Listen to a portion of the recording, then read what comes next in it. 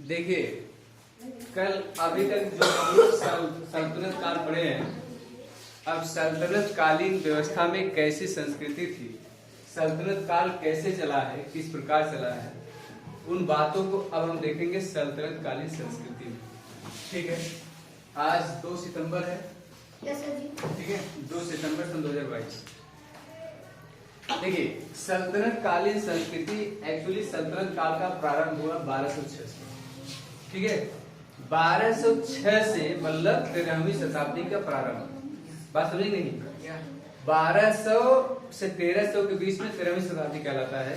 तो 1206 में गुलाम वंश की स्थापना हुआ। ध्यान सुनिए, सुन लीजिए फिर लिख लीजिएगा। ठीक है, 1206 में गुलाम वंश की स्थापना हुई, वहीं से सल्तनत काल का प्रारंभ हुआ। जब सल्तनत काल का प्रारंभ हुआ, आप जानते हैं इस्लाम का प्रवेश हुआ। जब इस्लाम का प्रवेश होगा, यहाँ पर हिंदू धर्म था, इस्लाम और हिंदू धर्म दोनों मिलेगा, है बात समझ नहीं? तो दोनों को मिला करके एक मिश्रित संस्कृति बनेगी। ठीक है, इस्लाम और हिंदू दोनों धर्म को मिला करके एक मिश्रित संस्कृति बनेगी, जिसको मिश्रित संस्कृति कहा जाता है।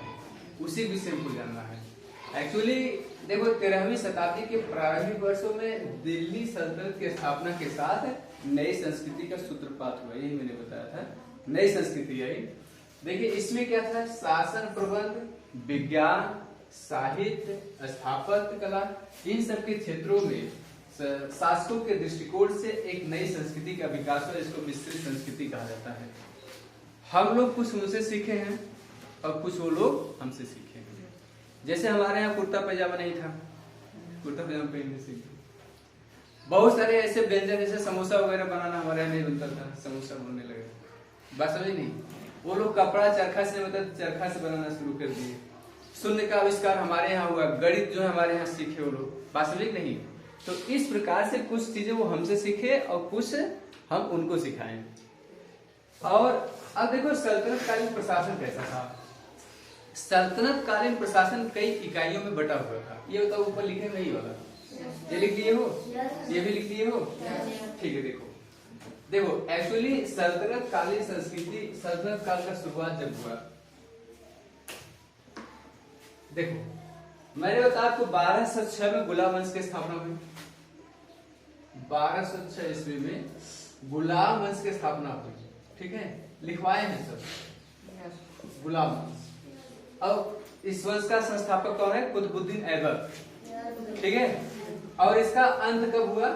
कब हुआ था? 1526। मैंने आपको बताया था 1526 ईस्वी।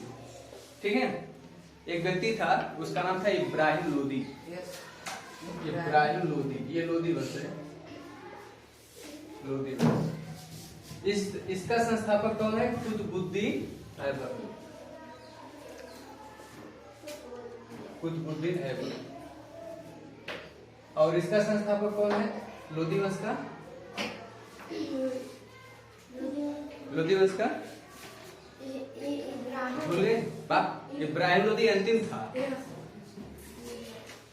बहलोल लोदी बोले, हाँ, इसका संस्थापक है बहलोल लोदी। बहलोल लोदी वंश का अंतिम शासक था, जिसका नाम है इब्राहिम लोदी। बहलोल लोदी के बाद सिकंदर लोदी याद है नहीं? सिकंदर लोदी, और सिकंदर लोदी के बाद आया नहीं, इब्राहिम लोदी। यही इब्राहिम लोदी के साथ, इब्राहिम लोदी, इसी के साथ पूरा सल्तनत खत्म हो गया। ठीक है, सल्तनत की समाप्ति हो गई। लगभग 300 वर्षों में सल्तनत खत्म हो गया, विघटित हो गया पूरा। तो लगभग 300 वर्षों के शासनकाल में जो सुल्तान का स्थान था, वो सबसे महत्वपूर्ण होता था।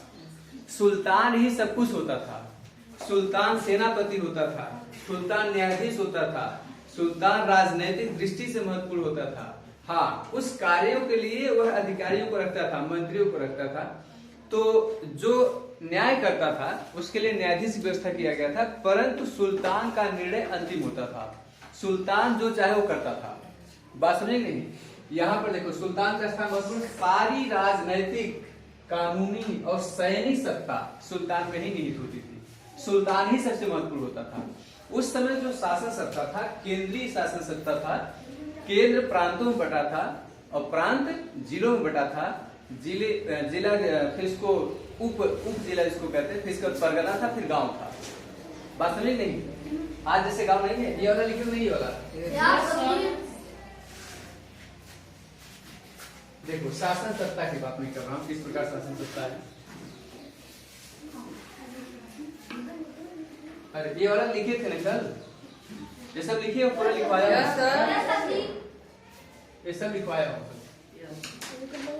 देखो साम्राज्य किस प्रकार से था वो देखो। साम्राज्य केंद्रीय शासन सत्ता हो गई। केंद्रीय का मतलब जो केंद्र होता था, केंद्र के बाद प्रांत होता था, ठीक है। प्रांत के बाद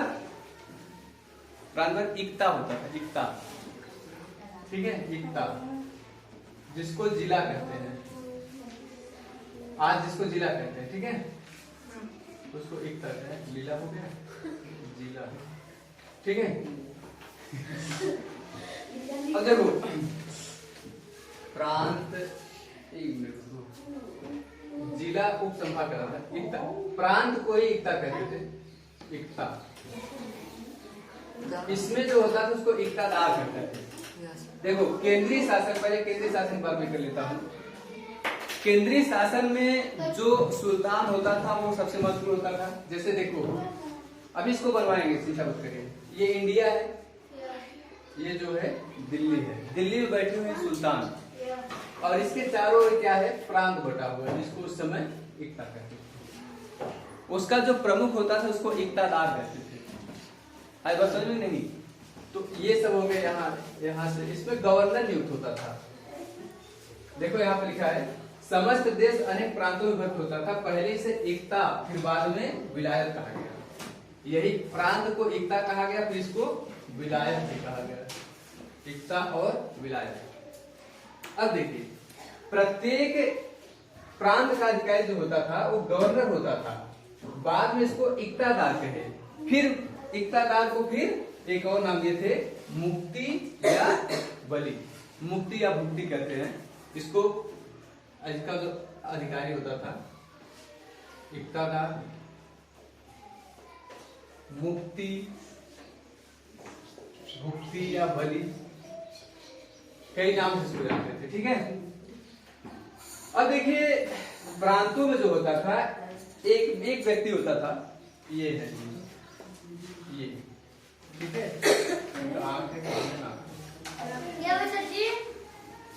इसको सद्र कहते हैं, सद्र, सद्र है, सद्र, सद्र। और या इसी की एक चीज और कहा जाता था, एक नाम और काजी कहा जाता था। सद्र और काजी दोनों एक ही व्यक्ति हैं। एक दोनों कहावत सुने होंगे, मियां बीबी राजी काकरे काजी, सुने नहीं गाँव में? बहुत कहावत है, तुम लोग यहाँ पता नहीं, तुम लोग लग रहा है मुसलमानों से लाभ नहीं खाया बढ़िया से। जौनपुर बहुत लाभ खाया मुसलमानों से। क्या सर? जौनपुर वाले, क्योंकि जौनपुर पर आक्रमण हुआ था ना, सब इसी में थे, आप लोग सब उसी में थे, लेकिन हम लोग थोड़ा ज्यादा केंद्र में थे तो थोड़ा ज्यादा मार खाए थे उस समय जो रहा होगा। तो सद्र या काजी जिसको कहते हैं, तो देखो सद्र या काजी दोनों एक ही व्यक्ति होता था। देखो यहाँ पर मैंने बताया दोनों एक ही व्यक्ति होता था। देखो जब वो काजी के रूप में कार्य करता था, एक ही व्यक्ति है, जब एक काजी होता था तब क्या करे, ये बात मत करो जी, इंपॉर्टेंट है, ये परीक्षा में आता है। जब एक काजी के रूप में काम करे तब क्या होगा, और जब ये सद्र के रूप में काम करेगा तब क्या होगा। देखो जब कोई धार्मिक मामला होगा तो वो सद्र के रूप में काम करना शुरू कर देगा। जैसे मान लो इस्लाम में एक नियम होता है शरीयत, शरीयत का नियम है, उसमें आयतें हैं, उसमें लिखा गया है 5 बार नमाज पढ़ना है, ठीक, इस टाइम खाना है, इस टाइम सोना है, पच्छू मुड़ी नहीं, पच्छू पैर नहीं करना है, यही ना, हाँ, पश्चिम पैर नहीं करना, ऐसा उसमें नियम लिखे गए हैं। एक नहीं, एक व्यक्ति कई शादी कर सकता है, उसमें है, शरीयत में लिखा गया है। तो सब सारी चीजें जब धार्मिक मामलों की बात आएगी तो सद में आएगा। देखो यहाँ पर लिखे काजी के रूप में वह क्या करता था, दीवानी मामला देखता था। दीवानी मामले जानते क्या होता है? दीवानी का मतलब ये होता है, दीवानी मतलब दीवानी मतलब दीवानी मतलब जब खेत कियारे वाला जो मामला होता है दीवानी में देखा जाता है, ऐसा समझ नहीं। और जब वही खेतवा चक्कर में मार पीट के लिए कपाल प्रबल के लिए तो फौजदारी हो जाता है। क्या समझे? तो जो खेत बाड़ी वाला मामला है वो दीवानी वाला मामला एक काजी के रूप में देखता था, और धार्मिक कर के रूप में देखो यहाँ पर सद के रूप में वह धार्मिक अनुदानों को, धार्मिक अनुदान अधीक्षक के रूप में काम करता है। धार्मिक अनुदान के अधीक्षक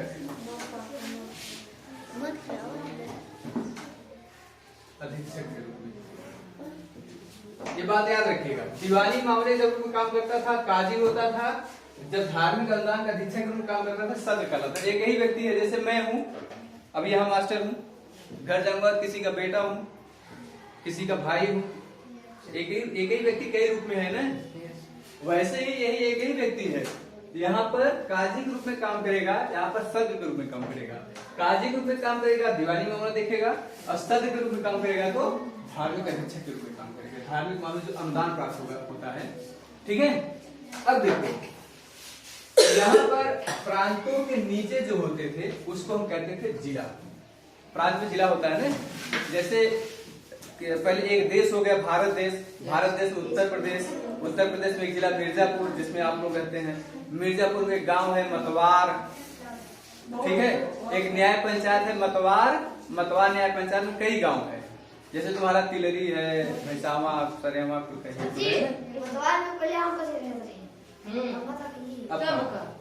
ठीक है।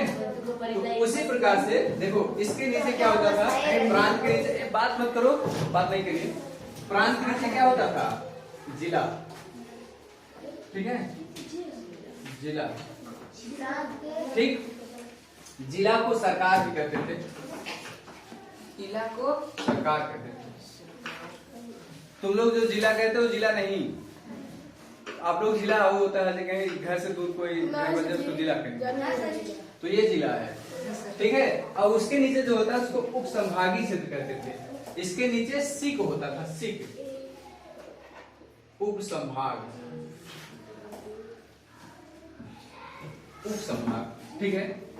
अब देखो इसका प्रमुख जो होता था सिकदार कहलाता था, जो राजस्व वसूल करता था। देखो जो सिकदार होगा, सिक जो मतलब सिक में जो कार्य करेगा, जो मुख्य होता है उसको सिकदार कहते हैं।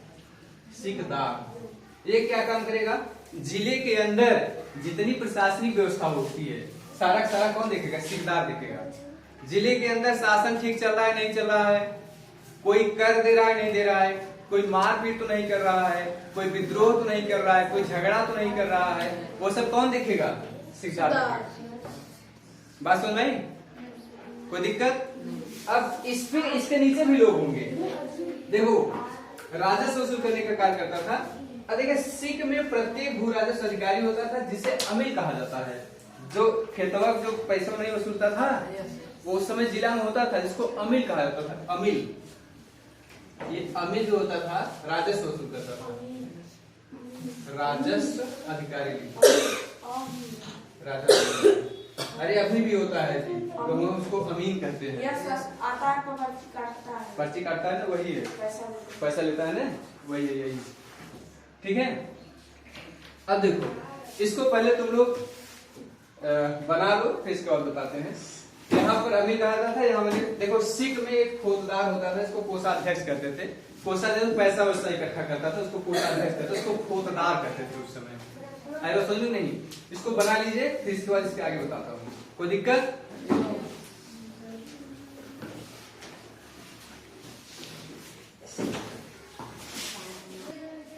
देखो जो शासन की इकाई थी प्राय साम्राज्य था, जिसको हम केंद्रीय शासन कहते हैं।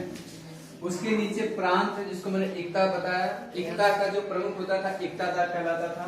उसके नीचे उप संभाग जिसको जिला कहते थे, ठीक है, इसके नीचे इसी को जिला कहते हैं, इसी को सिख कहते हैं। सिख के नीचे सिख का मालिक सिकदार कहलाता था। इसके नीचे परगना होता है, कई गांवों को मिला करके परगना कहलाता है, ठीक है, जैसे मतवार है, मतवार कई गांवों को मिला करके है, ठीक। और ग्राम में जो होता है, ग्राम का जो मुखिया होता है उसको हम चौधरी कहते हैं, या इसी को मुकद्दम कहते थे, मुकद्दम या चौधरी, मुकद्दम या चौधरी।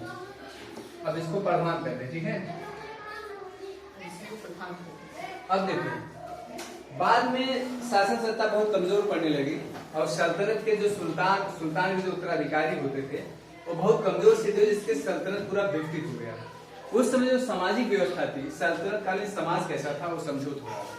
देखो ये जैसे ये मान लो ये इंडिया है, जय आपको खाना खा लीजिए, ये इंडिया है, ये बाहर से लोग आ रहे हैं, यहाँ से यहाँ की संस्कृति अलग है और यहाँ की संस्कृति अलग है, ठीक है, ये यहाँ की संस्कृति अलग, यहाँ की संस्कृति अलग, ठीक है, दोनों जगह अलग अलग है। यहाँ का खान पान रहन सहन सब अलग है। ये लोग धोती कुर्ता, यहाँ धोती कुर्ता पहनने वाले, यहाँ सलवार कमीज पहनने वाले हैं, जो कुर्ता पजामा पहनते हैं। यहाँ के लोग मांस बहुत ज्यादा खाते हैं, यहाँ के लोग मांस थोड़ा कम खाते हैं।